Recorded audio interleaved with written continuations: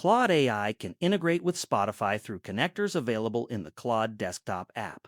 This connection allows Claude to access selected Spotify playlists and listening data, enabling AI-assisted playlist management, music discovery, and workflow automation.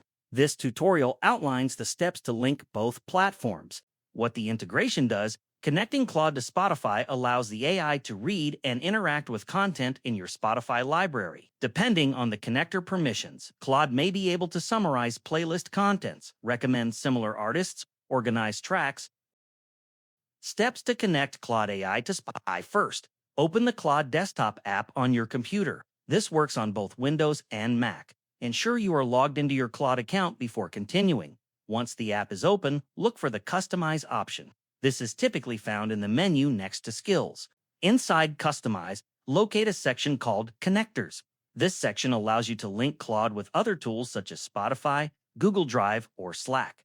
Click on Connectors. You will see a list of available connectors.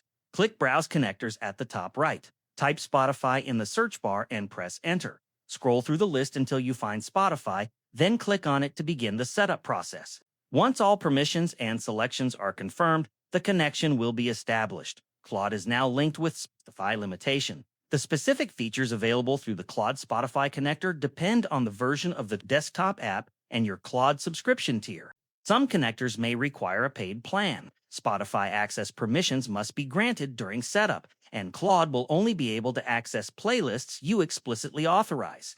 This integration is best suited for users who want to leverage AI assistance for playlist management.